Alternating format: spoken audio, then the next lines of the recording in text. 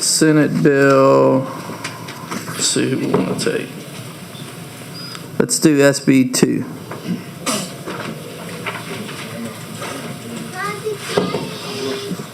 Hobble up there.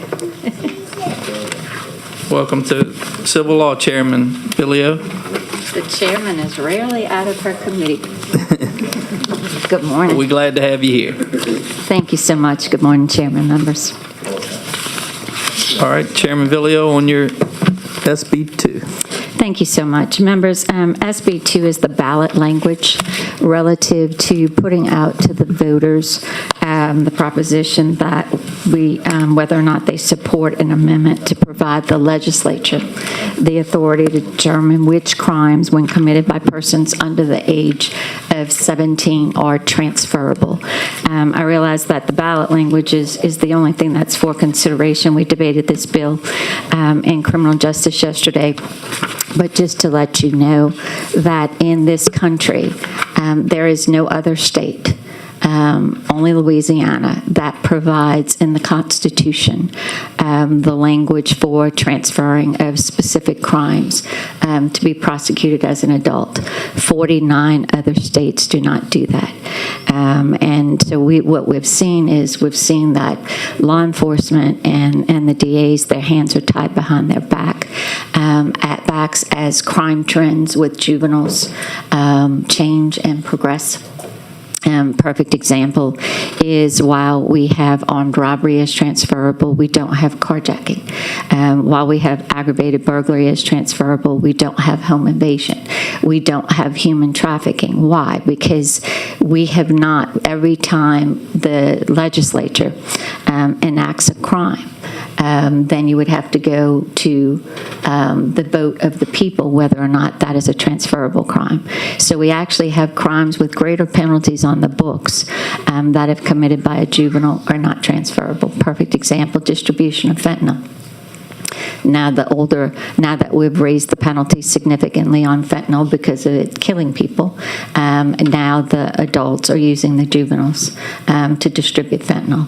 And this would allow us to respond to crime trends. We're maintaining the 2/3 threshold for the legislature, and all of the crimes currently in the Constitution are in Children's Code Article 305. So many people ask, well, if this passes, what happens?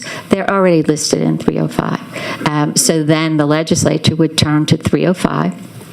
And the DAs and the courts would look to 305 in terms of still being allowed to transfer those juveniles for prosecution under those crimes. And then should the legislature in the future deem that either crimes that are no longer on the books should be removed, and or if crime trend shows that there are crimes that we've enacted that should be included, then with a 2/3 vote in each chamber, the legislature could then prescribe that those crimes may be transferred as an adult. For adult prosecution. And I know that the civil law staff has worked extensively on the ballot language. And I do believe, Mr. Chair, we have an amendment relative to the election date. The chair will offer amendment set number 173. Ms. Alonzo, if you could read that amendment. Thank you, Mr. Chairman. Members, this just changes the proposed election date from November 15th, 2025 to March 29th, 2025. And that is on page 2, line 18. And I do have a question. Sure. I just thought of this, and so I'm not trying to do anything to mess the bill up. Are we concerned about the fact that we have a pretty big bill or amendment on the ballot? I don't want to confuse voters by putting a lot of things on the ballot. I don't know how many amendments are going to be on the ballot. I think my answer to you, Chairman Muscarella, was I actually brought this bill and I filed it in the 2024 regular session, and we didn't take it up. I didn't carry it because we believed we were going into a constitutional convention. I would be concerned because my position is public safety is always at risk when we delay on these kinds of issues. So certainly if you didn't take it to the ballot until November, then we've got another year before we can consider any crimes to be added. And there's no mystery. Listen, people have said, well, you know, you're not doing it if you're not going to add crimes.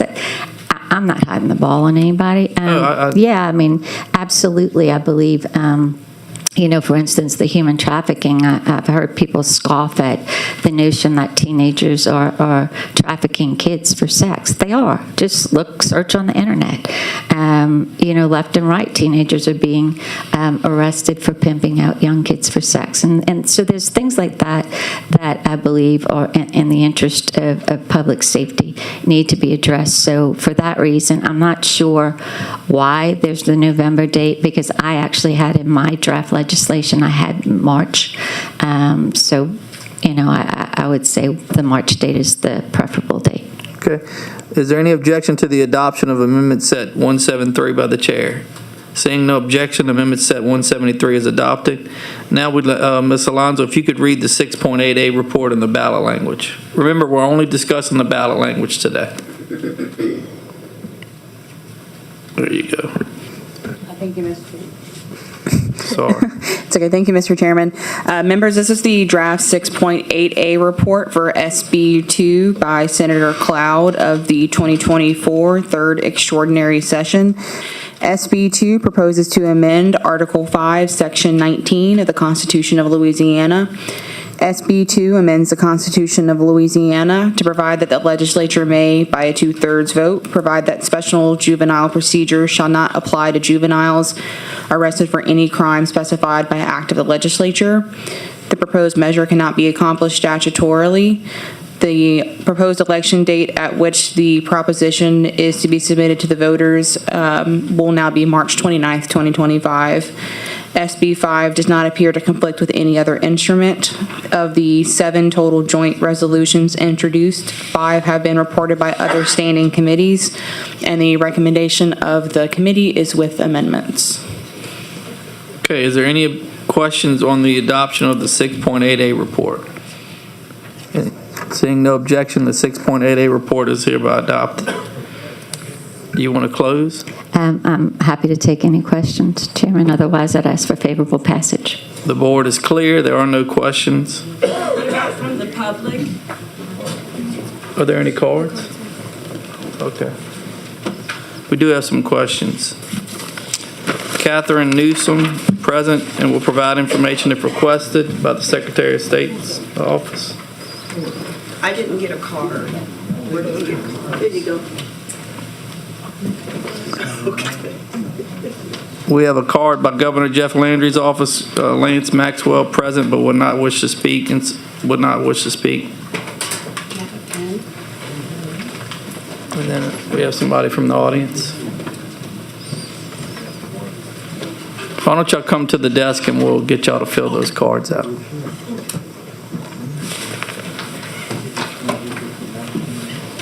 While we wait, we'll have Representative Laura Dane ask a question. Chairman Villa, you want to come up and ask? Yeah, let me ask her some questions real quick. Thank you. Chairwoman, I think I'm looking at the amendment, but I want to make sure I have the correct language. Is the language here in the yellow sheet? Okay, let me make sure I read it. As I understand the language, it's, do you support an amendment to provide the legislature the authority to determine which crimes, when committed by a person under the age of 17, may be transferred for criminal prosecution as an adult? As I recall, I think the original wording, I think there was certainly some questions because I think it said any crimes. Okay. And so that has been considered and reviewed and determined that this is the better language to determine which crimes, certainly not any crimes, would be transferable. So let me tell you my problem with it. Sure. Determine which crimes. I got a problem with district attorneys filing charges against a person who takes a lawnmower or who does something minor. Sure.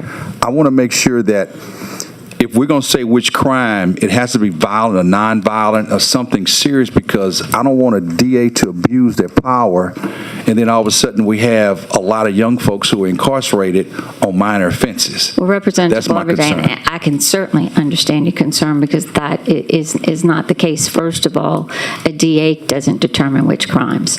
If this amendment passes, then it would be up to the legislature and 2/3 vote of both chambers to change any of the crimes that can be considered for transfer. And what I would suggest to you is House Bill 210, which was my bill filed in the regular session, might be a good starting point to see what the thinking is behind this. And it certainly is not any type of petty crimes whatsoever. HB 210, which I didn't carry because of the presumed constitutional convention at the time, was a work in progress, and then to be considered by both houses. But at the end of the day, I think that if you look at my HB 210, you will see that that's certainly not the thinking at all. But it would take 2/3 vote of both chambers to approve any additional crimes or delete any crimes for consideration for transfer. It's not up to the DAs to make that determination. Even with the 2/3, with this flavor of our legislature, 2/3 will be easy to get. That won't be a problem. I just want to make sure that which crimes I'm concerned about, violent, nonviolent. We've seen a uptick in violence with juveniles. I've got it in my city of Alexandria. Sure. I hate that. And I wish we can do something about it. I wish we can deal with mental health, poverty, and those other issues that we're not tackling. But I'm concerned about just any crimes. I'm concerned about which crimes, because I don't want young folks who can be salvaged, who can be saved, get caught up in this adult game, and then they're abused while they incarcerate. So, And I absolutely agree with you, Representative Barbadane, and I'm only one of 105 members in this House, and as everybody always says, why aren't you bringing bills to prevent crime, this or that? The other 104 members, I'm happy to co-author any bill that is a good bill that anybody believes can address those issues. But at the end of the day, I can tell you, I don't think 2/3 vote is always that easy, and I don't know that anybody could count on my vote if we're talking about petty crimes, because I would never vote for a juvenile to be transferred as an adult to be prosecuted on a petty crime. no, we don't want to over-incarcerate juveniles, because we want to incarcerate folks who are violent, who are dangerous. I mean, we're That's looking our at concern. We don't want them on the streets. Absolutely, and systemic issues aside, we have to look at when an individual is dangerous, and when incarceration is necessary for public safety and for the victims. And that's what this is all about. When I sit up here, that's what this is all about. And I can tell you, and I think I have a reputation, whether you agree with me philosophically or not, I am always very direct and honest about my approach and why I'm doing something. And that's why I say, while HB 210, I wouldn't want to commit that my HB 210 filed in the 2024 session is ultimately the bill that I would file in the future. I would tell you that is the thinking, that's my thinking, and that would be a good starting point. And I think that it would alleviate your fear and really everyone's fear on what we're doing here. Because during last session, we put $100 million in juvenile detention centers. Yes, sir. And I don't know if we're going to be able to keep those facilities, because with this budget, money's going to be extremely tight on everybody. So I've got a problem with your language, but I understand where you're going. But thank you, Mr. Chairman. I appreciate Thank you it. for Thank your you. answers. And I just want to remind the committee, we're in to the members of the public that want to testify. This has been vetted yesterday for what, 4 hours? Yes, sir. I think it was heard in criminal justice for 4 hours. Our role as legislators today is to only look at the ballot language, which is going to go to the public, and make sure that it's consistent, that it's understandable. And so that's our role today. So if y'all want to debate the bill, this is not the place to do it. I'm going to have Ms. Alonzo read the ballot language again, just so we're on topic here. Thank you, Mr. Chairman. The ballot language says, do you support an amendment to provide the legislature the authority to determine which crimes, when committed by a person under the age of 17, may be transferred for criminal prosecution as an adult? Okay, so if you have an objection or a question about that, let's talk about it. Representative Taylor for a question on the ballot language. And I'd like to thank the chair, but I'd like to say you put stipulations on the question that I'm going to ask, but I'm going to ask the question that I feel is appropriate based on the circumstances today. And I wasn't in the meeting that was debated yesterday. So my question is this, okay? I think there's a reason, and tell me whether you agree with it or not, why we have separation of powers with the judicial, the legislative, and the executive. Do you think that this is encroaching on the other area? Not at all. By you? You don't think that? No. Okay. In addition to that, it appears, do you think it appears that the legislature is trying to second-guess the judiciary? Are you trying to take the place of the judiciary Not in this at all. legislation? Not at all.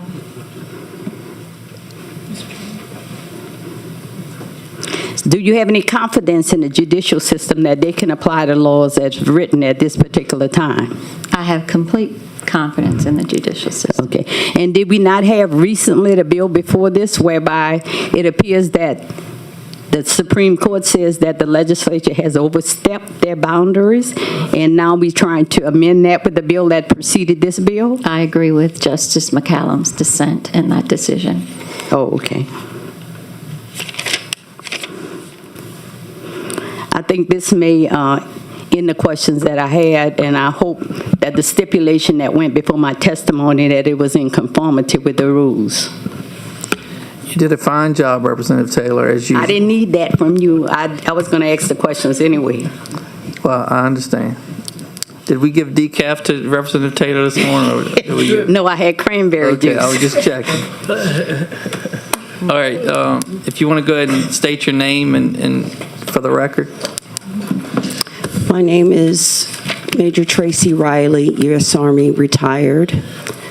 I reside at 13482 Highway 23, Belle Chase, Louisiana, which is in Plaquemines Parish, Louisiana.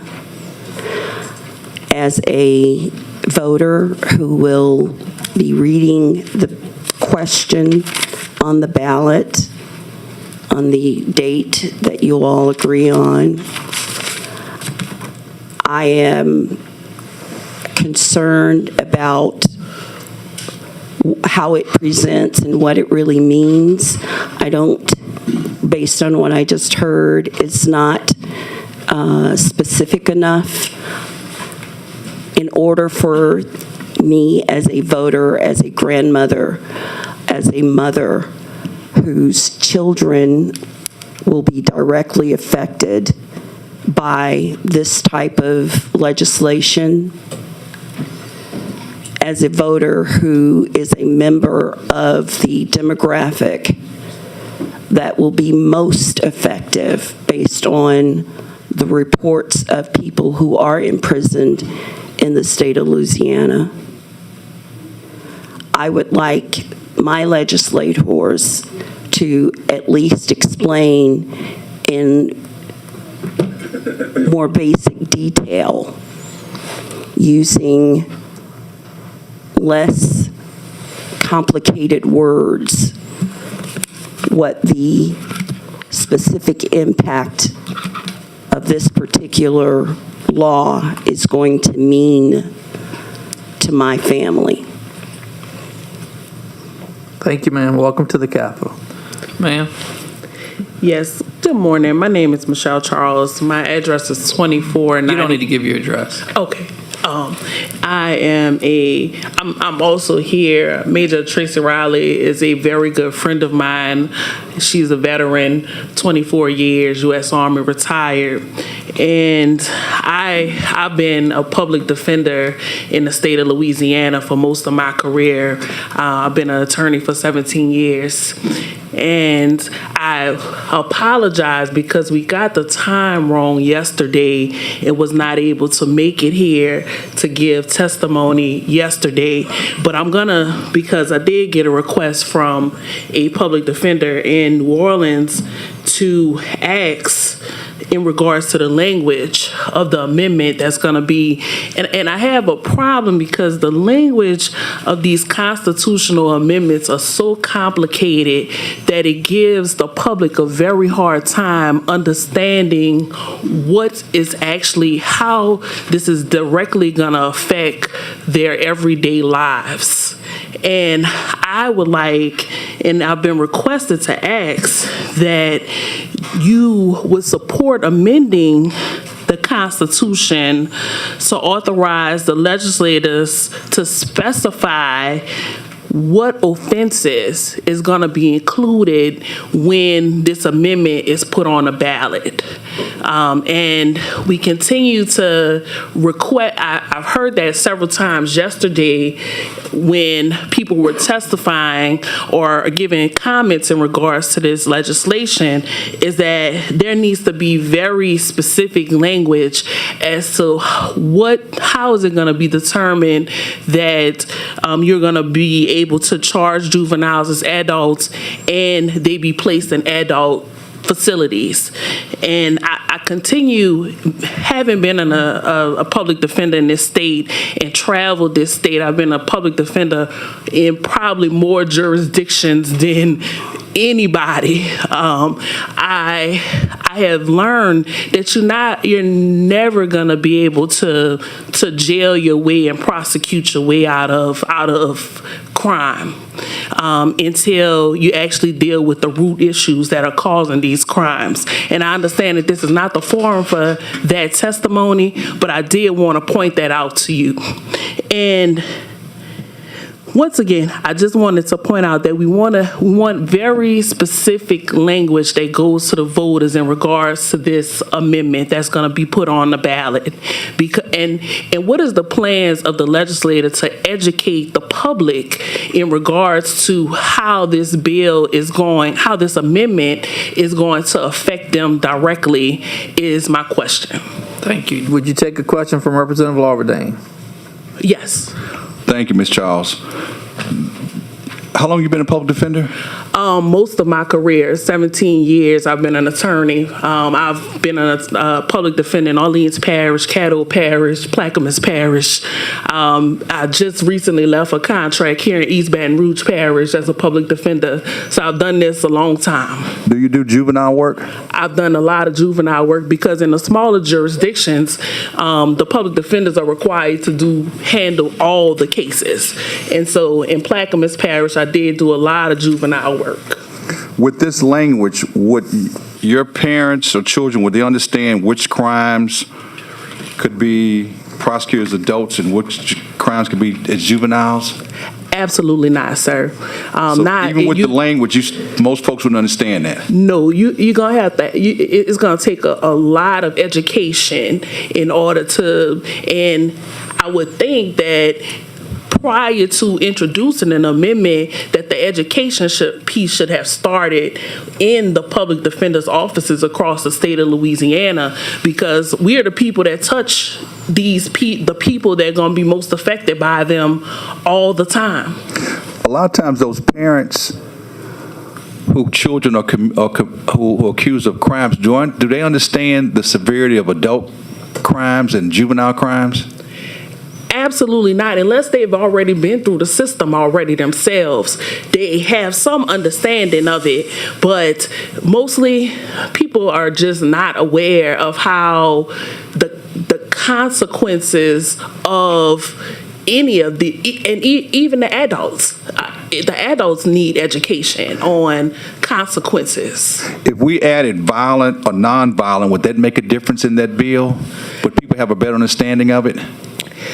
I think it needs to be broken down by specific crime to me, because just like I said, and how do we educate the law enforcement that is going to have to make these decisions on if they're going to arrest this person and put them into a juvenile facility or adult facility? How are you going to make that determination? Who's going to make that determination?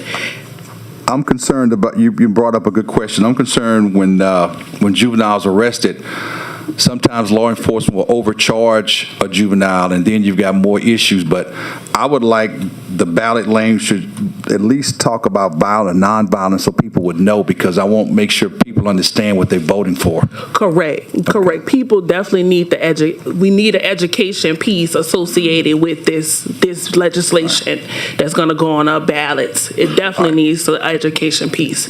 I just like I said, I deal with the population regularly, and it's a lack of understanding that's going to get a lot of people's children are going to be in cages unnecessarily just due to the lack of understanding. And it is going to be based because the law enforcement is not going to be educated. The judges are not going to be educated properly about how to enforce this. It's just going to be if there's no education component, this is going to be you're not going to have enough jails to put people in. And your objection is just clarifying the language, is that correct? I would like to clarify that language, and educate an education piece on the amendment as well. Okay, thank you for your answers, ma'am. Thank you. All right, Ms. Alonso, please read to the committee our role as defined by the Supreme Court with the language. Thank you, Mr. Chairman. Members, in the Supreme Court in Hotard v. City of New Orleans held that the ballot language is only required to be printed with sufficient information to identify the amendment that the voters are voting for or against. And the court further stated that the publication of the constitutional amendment in the newspapers gives the voters information as to the contents of the provisions. Additionally, the PAR guide comes out every year that gives the voters a summary of what is contained in the constitutional amendment, saying if you vote yes, this, if you vote no, this. And I can read the ballot language. I'd like for you to read it again. Yes, sir. So again, on page 2, lines 24 through 27, do you support an amendment to provide the legislature the authority to determine which crimes, when committed by a person under the age of 17, may be transferred for criminal prosecution as an adult? All right, Representative Taylor for a question. No. Thank you. I don't have a question. I just wanted to make a comment. Okay. I'd like to thank.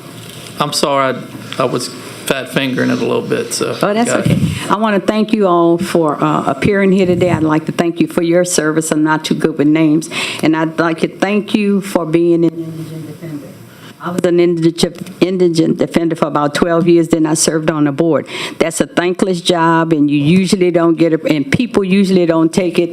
I'm not going to blanketly indict anybody, but people take it not very seriously. When I did it, I took it very seriously, and it's very apparent for you to participate in it for all these years that you must have a vested interest in protecting the rights of others. And for coming here today to speak to us, I thank you for coming, and I appreciate both of you for doing that. Thank you. Thank you. All right. Thank you, Representative. Thank you. Taylor. We have one other red card that was present would like to speak, Lady Carlson. Thank you, ladies, for Thank you. being here.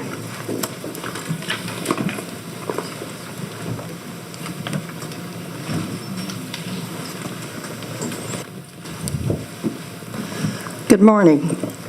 My name is Lady Carlson, and I'm one of about 60 people that sat through the hearing yesterday to oppose this bill, and I'm here again to speak against it. I work with Together Louisiana. We are congregations, synagogues, mosques, labor unions across the state, and I think the language of this is way too broad, number one. And if you read the editorial in The Advocate this morning, it also said, why are we doing this? This is a tax session. Yet we're doing a bill on criminal justice and youth. We can't lock up all our kids. We cannot they are our future. If we start to invest, and I'm going to repeat what I said yesterday, and again, I think the language is too broad. If we invest in after-school programs, activities for youth, our schools are abysmal. We're towards the bottom of almost every indicator. So we're not investing in our kids. We're not investing in our kids. And so how do we think they're going to excel? And I told this story yesterday, and I'm going to tell it again today. There was a program in Alexandria in one of the community centers for youth that program was succeeding, and it was getting kids off the street. The director then decided they didn't have enough money, and they cut that program completely out. And so those kids that were finding something constructive to do may be the very kids we're going to lock up coming with this bill. Under 17, I just think that we cannot lock all of our children up. If locking people up was the key to safety, our streets would be safe. Our crime numbers would be down. But they are not. We need to find solutions to help our children and not figure out how to incarcerate them. Thank you. Thank you. Welcome to the Capitol. Last card, present and wishing to speak, Tom Costanza, Catholic Bishops. Thank you, Chair Muscarello, and thank you, Representative Villio. I certainly understand your sincerity in this bill. The only thing on the language, I want to just see, and I might have missed it, in Section 1, it says, replace the language, any crime specified by the act of the legislature. Is that consistent with Section 2? Do you support an amendment to provide the authority? And it may have already been clear, and I apologize if that's been cleared up. Say that again, Tom. In the version I had in Section 1, has that been removed in bold? Any crime specified by the act of the legislature? Yeah, it's in the bill. That's in the bill. Is that consistent with the amendment? That it's consistent with the whole bill. It's.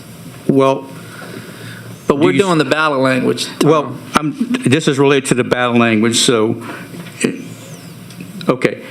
I just think it's not consistent, but that's all I really need to say. I was Okay. trying to make this relevant to the ballot language. I understand. But I know that's in the section, but it seems like that could be clearer. Why are the sections not consistent? Maybe the section doesn't relate to the ballot language. That's in the bill, but I just wanted to point that out. That's all. The way I read it, Tom, it's consistent. Thank you. All right. We do have one other card that snuck in. I can't do your name. Suchitra Sapayath. I just know Suchitra. There's only one. Oh, you present in opposition but do not wish to speak. Sorry, I didn't see that checked off. All right, Representative Edmondson for Representative Edmondson. Well, do you want to close? Waive closing. Okay, Representative Edmondson for a motion. Yes, I'd just like to move favorably as amended, SB 2. Okay, I got you. So I'm going to start from the top just to make sure we're clear. We're going to move to adopt the 6.8A report. We have a motion on the table. Is there any objection to adopting the 6.8A report? We have an objection by Representative Larverdane. So a vote yes, you approve the report. A vote no, you don't approve the report. Ms. Gerizano, please call the roll. And I'll start first. Chairman Muscarello? Yes. Yes. Representative Brown? Representative Carlson? Yes. Yes. Representative Carter? No. Representative Chenevert? Yes. Yes. Representative Edmonston? Yes. Yes. Representative Egan? Yes. Yes. Representative Glorioso? Yes. Yes. Representative Speaker Pro Tem Johnson? Yes. Yes. Representative Larverdane? No. No. Representative Mellarine? Yes. Yes. Representative Taylor? No. No. Representative Turner? Yes. Yes. Representative Ventrella? Representative Wright? Yes. Yes. Representative Weibel? Yes. Yes. 11 yeas, 3 nay. The chair will make a motion, and so the report is adopted. The chair will make a motion to report Senate Bill 2 with amendments. Is there any objection to reporting Senate Bill 2 with amendments?